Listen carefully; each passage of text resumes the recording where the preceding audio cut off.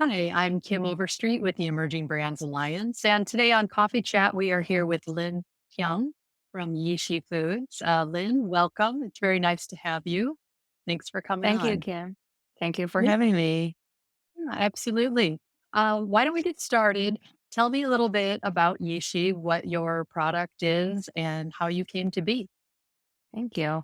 Yishi means virtual in Chinese, and we're a brand that makes Asian-inspired breakfast item, starting with oatmeal. So we have a variety of Asian dessert-flavored oatmeal, like taro bubble tea, matcha latte. Um, so the oatmeal, it tastes like dessert, and they're packed with superfood ingredients.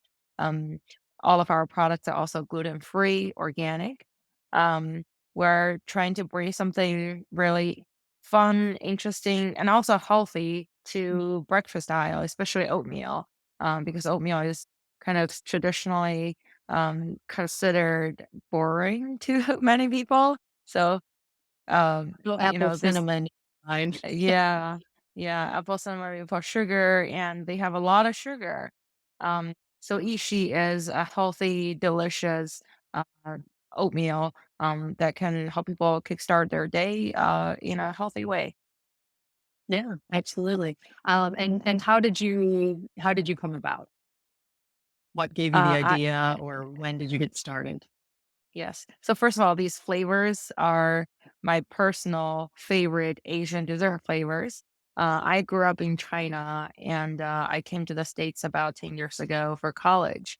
Ended up staying and working in consulting. So when I was uh, at my old job in a consulting firm, I was always working long hours, eating my breakfast often at my desk. And I ate a lot of oatmeal. And I got a little bored of the oatmeal, but I figure it's still a healthier breakfast compared to cereal or a breakfast bar. Mhm. Um, but I just always felt this can be so much better.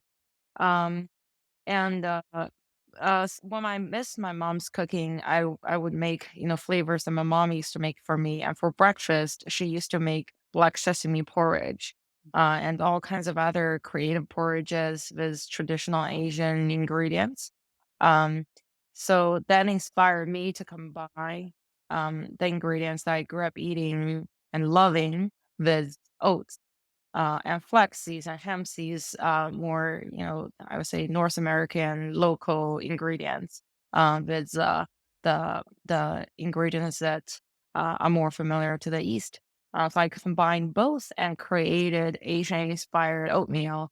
Um, it's it's a new concept. We're the first one doing Asian-inspired oatmeal, but I think so far from feedback we heard from our customers, people that share similar backgrounds with me, who are familiar with the flavors, love that they can have something they're familiar with for breakfast in the US.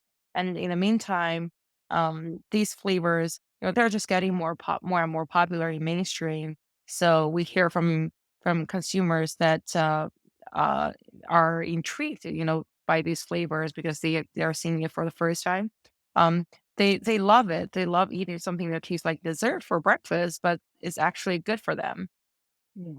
Yeah. So did you just see a void in the market and you thought, I'm going to start a business and fill that void? Or did you have people sampling what you were making for yourself and then you decided to take it from there? In 2019, I came to Chicago. I used to live in Boston. So 2019, I moved from Boston to Chicago to start business school.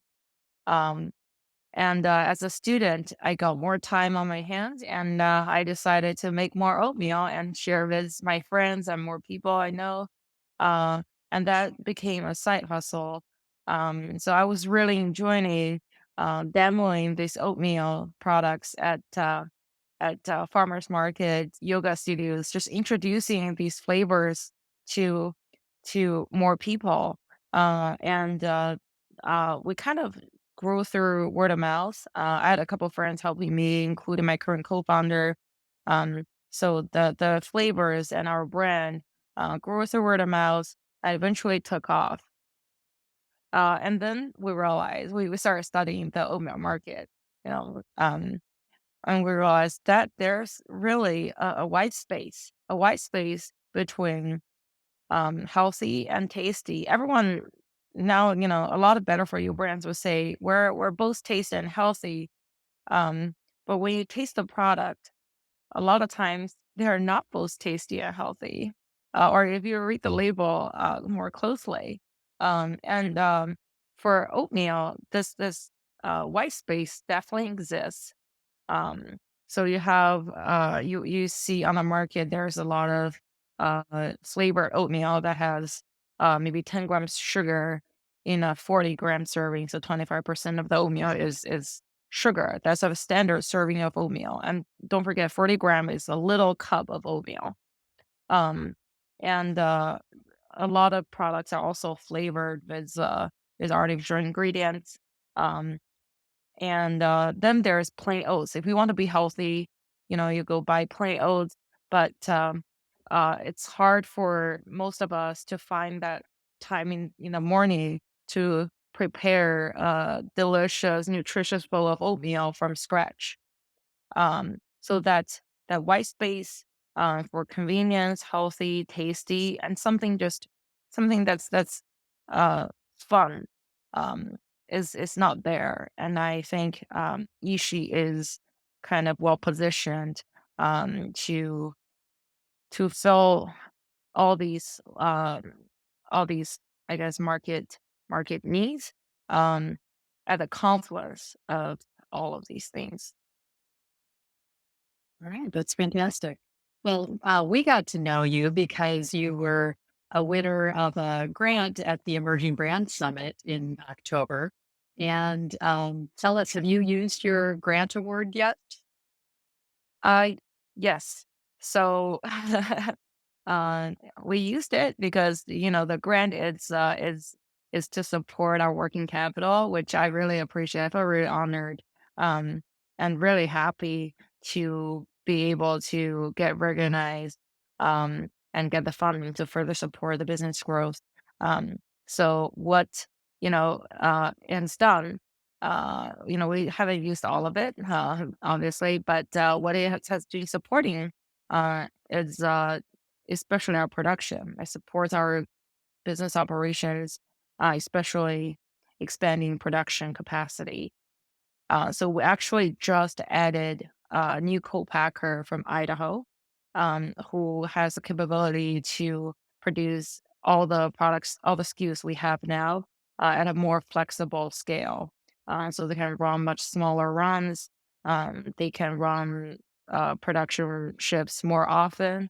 And it's so critical to have a um, flexible and capable co-packing partner.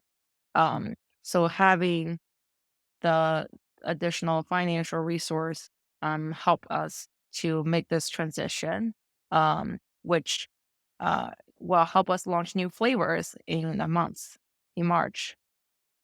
Yeah, well, that's great. I mean, our whole point is to help brands scale manufacturing. So I'm glad to hear that the grant was helpful and is being helpful to help you scale up and expand. Can you tell us a little bit about your new flavors that are coming out? Yeah, we are preparing for a a big announcement in Okay. March. So we'll unveil the two new flavors at Expo West. Expo West. Yeah. Yes, we'll be sampling these two new flavors as well. What I can say is that these two new flavors are really designed um, for for mainstream, especially retail driven consumers. They're very retail friendly.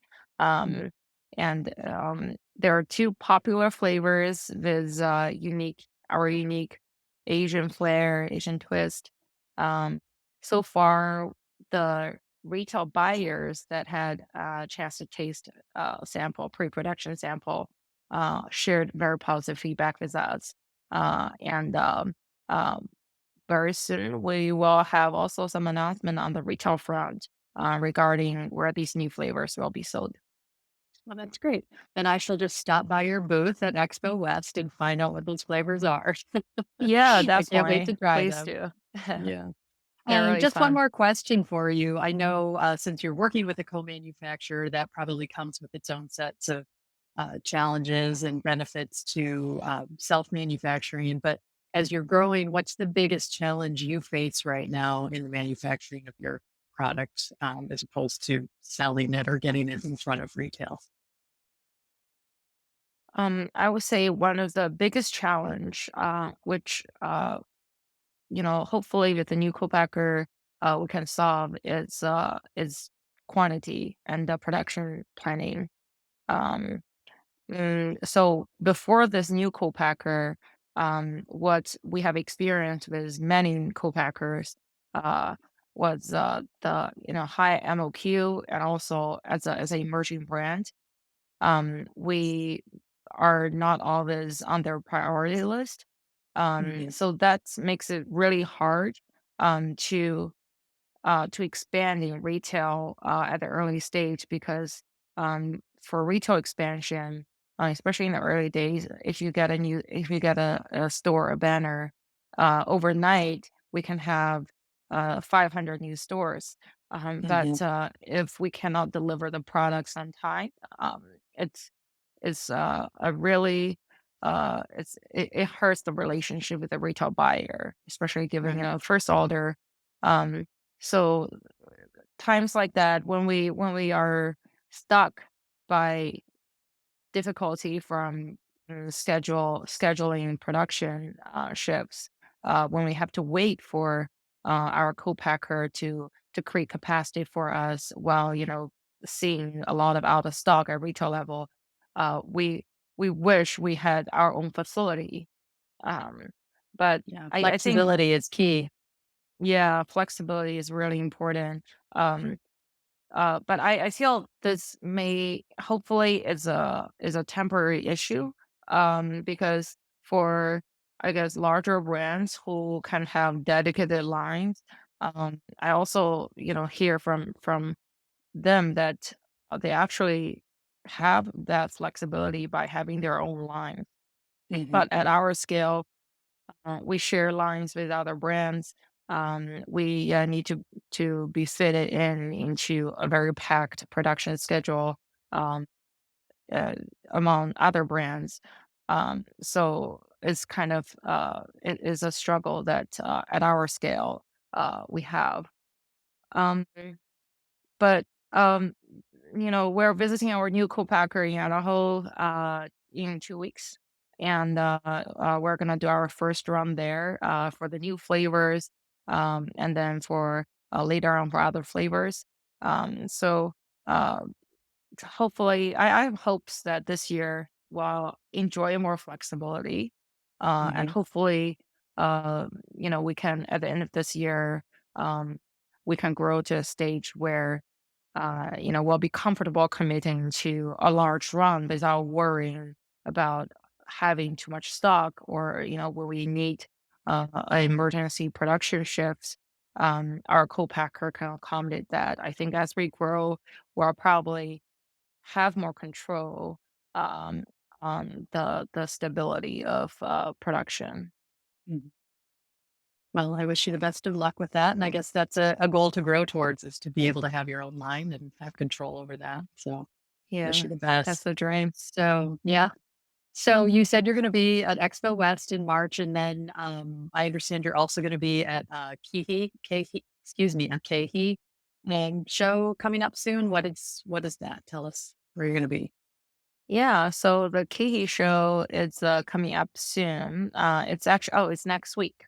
So that's a buying show. Kiki, is one of the biggest natural food distributors, and they have a few buying shows every year, um, where vendors that use Kiki distribution would exhibit, and the attendees are mostly retail buyers and Kiki's own people. So on that show floor, brands will have an iPad or a system to put in purchase orders. So Mhm. POs happen on the show floor and after the show Nice. floor. Yeah, this type of buying show is the distributor shows. um, it's easier to measure the ROI for them. So it's, at the end of the show, we see how much order we get. Um, Expo West, it's definitely, I guess, one of my favorite shows. It's the biggest natural food show in the industry. It's Mhm. just so exciting to see all the innovation um, from different categories, across the board. Um, and it's also nice to get together with um, everyone from the industry. It's a huge show, yeah, and Yeah, it's yeah. hard to have opportunity to meet all these brands and also organizations like EBA or investors and retail buyers, everybody at the same place. Mhm. So we chose Expo West as the platform to launch our new flavors. Right. Well, I can't wait to see what they are. Well, Thank I you. really appreciate you taking the time to be with us today. It's great to catch up and hear how you've been growing over the last year and what your plans are coming up. So I look forward to seeing you in March. And thank you very much, Lynn. Thank you. Thank you for the chat today. And I'm excited to see you in March and share new flavors. Yeah, great. Thanks.